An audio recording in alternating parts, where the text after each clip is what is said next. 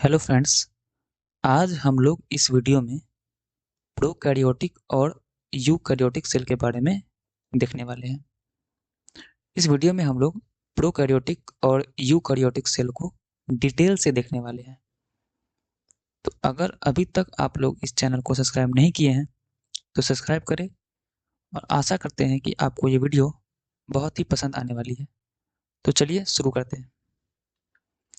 सबसे पहले हम लोग प्रोकैरियोटिक और यूकैरियोटिक को देख लेते हैं, दोनों में अंतर क्या है। तो कोशिका भित्ति जो होती है यो प्रोकैरियोटिक में प्रोटीन और कार्बोहाइड्रेट की बनी होती है। प्रोकैरियोटिक में कोशिका भित्ति किसकी बनी होती है? प्रोटीन और कार्बोहाइड्रेट की बनी होती है। जबकि यूकैरियोटिक में सेल्यूलोज की बनी होती है। कोशिका भित्ति प्रोकैरियोटिक में प्रोटीन और कार्बोहाइड्रेट की बनी होती है, जबकि यूकैरियोटिक में सेल्यूलोज की बनी होती है। माइटोकॉन्ड्रिया प्रोकैरियोटिक सेल में नहीं पाया जाता है, जबकि यूकैरियोटिक सेल में पाया जाता है। एंडोप्लाज्मिक रेटिकुलम प्रोकैरियोटिक सेल में नहीं पाया जाता है, जबकि यूकैरियोटिक सेल में पाया जाता है। राइबोसोम प्रोकैरियोटिक में 70 एस प्रकार के होते हैं, जबकि यूकैरियोटिक सेल में 80 एस प्रकार के होते हैं। गोल्जी काय प्रोकैरियोटिक सेल में नहीं पाया जाता है, जबकि यूकैरियोटिक सेल में पाया जाता है। केंद्रक झिल्ली प्रोकैरियोटिक सेल में नहीं पाई जाती है, जबकि यूकैरियोटिक सेल में पाई जाती है। लाइसोसोम प्रोकैरियोटिक सेल में नहीं पाया जाता है, जबकि यूकैरियोटिक सेल में पाया जाता है। डीएनए प्रोकैरियोटिक सेल में एकल सूत्र में होते हैं, जबकि यूकैरियोटिक में पूर्ण विकसित होते हैं और दोहरे सूत्र के रूप में होते हैं। कसाबिका प्रोकैरियोटिक में केवल एक तंतु होता है, जबकि यूकैरियोटिक में 11 तंतु होते हैं। केंद्रिका प्रोकैरियोटिक में नहीं पाई जाती है, जबकि यूकैरियोटिक में पाई जाती है। सेंट्रियोल प्रोकैरियोटिक में नहीं पाई जाती है, जबकि यूकैरियोटिक में पाई जाती है। श्वसन प्रोकैरियोटिक सेल में श्वसन प्लाज्मा झिल्ली के द्वारा होता है, जबकि यूकैरियोटिक सेल में श्वसन माइटोकॉन्ड्रिया के द्वारा होता है। लिंग प्रजनन प्रोकैरियोटिक में नहीं पाया जाता है, जबकि यूकैरियोटिक में पाया जाता है। प्रकाश संश्लेषण प्रोकैरियोटिक में थैलेक्वाइड में होता है, जबकि यूकैरियोटिक में क्लोरोप्लास्ट में होता है। कोशिका विभाजन प्रोकैरियोटिक में असूत्री प्रकार का होता है, जबकि यूकैरियोटिक सेल में कोशिका विभाजन समसूत्री प्रकार का होता है। नेक्स्ट, अब हम लोग यहाँ से क्वेश्चंस देखने वाले हैं। तो पहला क्वेश्चन है कि प्रोकैरियोटिक कोशिका जो होती है उसमें क्या नहीं होता है। प्रोकैरियोटिक कोशिका में क्या नहीं होता है? तो प्रोकैरियोटिक कोशिका में कोशिका भित्ति पाई जाती है, प्लाज्मा झिल्ली ये भी पाई जाती है, कोशिका द्रव्य ये भी पाया जाता है, जबकि नाभिक नहीं पाई जाती है। तो इसका सही उत्तर हो जाएगा ऑप्शन नंबर सी, नाभिक। प्रोकैरियोटिक कोशिका में नाभिक नहीं पाई जाती है। यह है प्रोकैरियोटिक सेल का चित्र। इसमें आप लोग देख सकते हैं क्या क्या पाया जाता है। तो सेल वॉल पाया जाता है, इसमें राइबोसोम पाया जाता है, साइटोप्लाज्म पाया जाता है, न्यूक्लियोइड पाया जाता है। ये पीछे जो निकला हुआ इसको हम लोग फ्लैजेला बोलते हैं, और यहाँ पे जो निकला है इसको हम लोग पिली बोलते हैं। ठीक है, अब हम लोग देख लेते हैं कि प्रोकैरियोटिक सेल में क्या नहीं पाया जाता है। तो प्रोकैरियोटिक सेल में नाभिक नहीं पाया जाता है और परमाणु झिल्ली नहीं पाया जाता है। झिल्ली से बंधे कोशिकांग जैसे chloroplast, mitochondria, endoplasmic reticulum, Golgi body, ये सभी ऐसे कोशिकांग हैं जिसमें मेम्ब्रेन नहीं है। तो ऐसे कोशिकांग जिसमें मेम्ब्रेन नहीं हो वो प्रोकैरियोटिक सेल में नहीं पाए जाते हैं। उसके बाद केंद्रक कला प्रोकैरियोटिक सेल में नहीं पाई जाती है। साइक्लोसिस, साइक्लोसिस भी प्रोकैरियोटिक सेल में नहीं पाया जाता है। एंडोप्लाज्मिक रेटिकुलम, एंडोप्लाज्मिक रेटिकुलम भी प्रोकैरियोटिक सेल में नहीं पाया जाता है। गोल्जी काय, गोल्जी काय भी प्रोकैरियोटिक सेल में नहीं पाया जाता है। केंद्रक झिल्ली भी प्रोकैरियोटिक सेल में नहीं पाई जाती है। लाइसोसोम प्रोकैरियोटिक सेल में नहीं पाई जाती है। केंद्रिका प्रोकैरियोटिक सेल में नहीं पाई जाती है। और सेंट्रियोल ये भी प्रोकैरियोटिक सेल में नहीं पाई जाती है। अब हम लोग देख लेते हैं प्रोकैरियोटिक सेल में का एग्जाम्पल क्या है। तो इसका एग्जाम्पल है bacteria, blue green algae, mycoplasma, archaea और प्रोटोजोआ। ये सभी प्रोकैरियोटिक सेल के एग्जाम्पल हैं। नेक्स्ट क्वेश्चन है यूकैरियोटिक कोशिका में क्या होता है।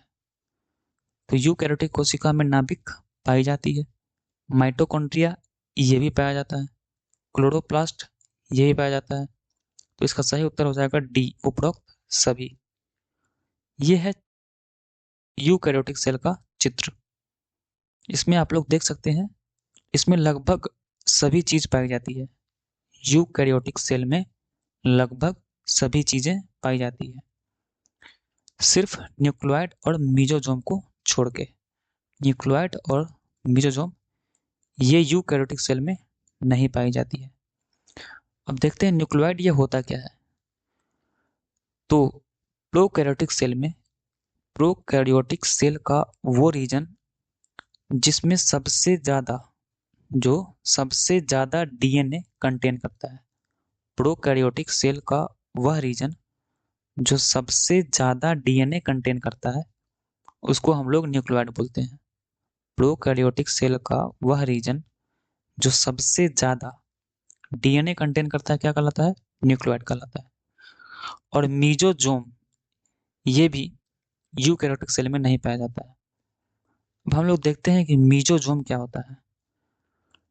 तो प्लाज्मा मेम्ब्रेन में बैक्टीरियल सेल का जो फोल्डेड स्ट्रक्चर होता है, प्लाज्मा मेम्ब्रेन में बैक्टीरियल सेल का जो फोल्डेड स्ट्रक्चर होता है उसे हम लोग मीजोजोम बोलते हैं। एनिमल सेल, प्लांट सेल, जितने भी टाइप के सेल्स होते हैं, फंगल सेल, मसल सेल, उसके बाद स्टेम सेल, उसके बाद बोन सेल, उसके बाद कैंसर सेल, उसके बाद मेरिस्टेमेटिक सेल, उसके बाद ओवा, ये सभी क्या हैं? यूकैरियोटिक कोशिका के एग्जाम्पल्स है। इसमें एनिमल्स जो हैं वो भी आ जाते हैं इसके एग्जाम्पल में। प्लांट्स जो है ये भी आ जाते हैं यूकैरियोटिक सेल में। फंगी ये भी आ जाते हैं किसमें? यूकैरियोटिक सेल में। नेक्स्ट है यूकैरियोटिक कोशिका में कितने प्रकार के प्लास्टिड होते हैं। तो यूकैरियोटिक कोशिका में 4 प्रकार के प्लास्टिड होते हैं। पहला है क्लोरोप्लास्ट। क्लोरोप्लास्ट जो कि ग्रीन कलर्ड होता है। क्लोरोप्लास्ट ग्रीन कलर्ड होता है और यह रिस्पॉन्सिबल होता है फोटोसिंथेसिस के लिए। क्लोरोप्लास्ट किसके लिए रिस्पॉन्सिबल होता है? फोटोसिंथेसिस के लिए। नेक्स्ट है क्रोमोप्लास्ट।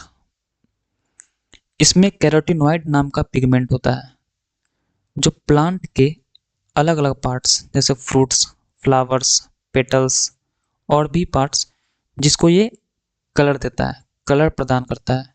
कौन? क्रोमोप्लास्ट। नेक्स्ट है जेरोंटोप्लास्ट।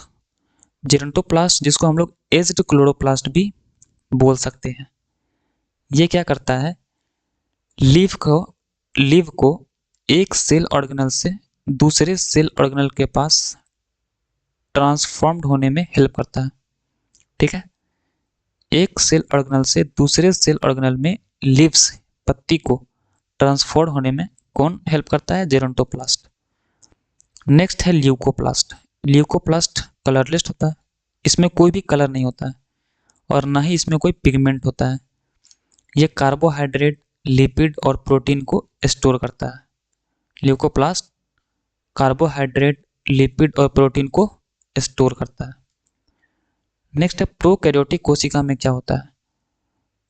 प्रोकैरियोटिक कोशिका में एकल गुणसूत्र होता है या कई गुणसूत्र होता है। तो प्रोकैरियोटिक कोशिका में एकल गुणसूत्र होता है। क्या होता है? एकल गुणसूत्र होता है। नाभिक तो होता नहीं इसमें, नहीं माइटोकॉन्ड्रिया, तो इसमें एकल गुणसूत्र होता है। यूकैरियोटिक कोशिका में क्या होता है? तो यूकैरियोटिक कोशिका में गुणसूत्र पाई जाती है, क्रोमोसोम यही पाया जाता है, नाभिक यही पाया जाता है। तो इसका सही आंसर क्या हो जाएगा? उपरोक्त सभी। प्रोकैरियोटिक कोशिका का उदाहरण क्या है? इसका उदाहरण है बैक्टीरिया, आर्किया और प्रोटोजोआ। ये सभी क्या हो जाएगा? प्रोकैरियोटिक सेल का एग्जाम्पल। यूकैरियोटिक कोशिका का उदाहरण क्या है? तो इसके उदाहरण है पौधे, जानवर और फंगस। ये सभी यूकैरियोटिक कोशिका के उदाहरण हैं। प्रोकैरियोटिक कोशिका में क्या नहीं होता है? राइबोसोम पाया जाता है इसमें, क्लोरोप्लास्ट प्रोकैरियोटिक सेल में पाए जाते हैं, जबकि माइटोकॉन्ड्रिया प्रोकैरियोटिक सेल में नहीं पाया जाता है। तो इसका सही उत्तर क्या हो जाएगा? बी, माइटोकॉन्ड्रिया प्रोकैरियोटिक सेल में नहीं पाया जाता है। नेक्स्ट है यूकैरियोटिक कोशिका में क्या होता है? तो यूकैरियोटिक कोशिका में सेंट्रोसोम पाया जाता है, लाइसोसोम पाया जाता है, गोल्जी उपकरण ये भी पाया जाता है। तो आंसर डी हो जाएगा, उपरोक्त सभी। नेक्स्ट है प्रोकैरियोटिक कोशिका में उस क्षेत्र का नाम क्या है जहां डबल स्ट्रैंडेड एकल गोलाकार डीएनए पाया जाता है? तो जहां डबल स्ट्रैंडेड एकल गोलाकार डीएनए पाया जाता है उसे हम लोग कहते हैं न्यूक्लियोइड।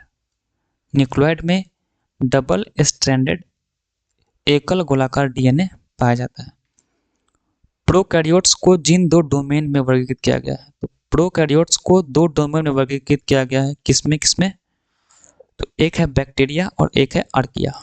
बैक्टीरिया और आर्किया में प्रोकैरियोट्स को वर्गीकृत किया गया है। तो इस वीडियो में हम लोग प्रोकैरियोटिक और यूकैरियोटिक के बारे में देख चुके हैं। तो अगर आप लोगों को ये वीडियो पसंद आया हो तो प्लीज़ लाइक और सब्सक्राइब करें और कमेंट करके ज़रूर बताएं कि वीडियो आपको कैसा लगा है। धन्यवाद।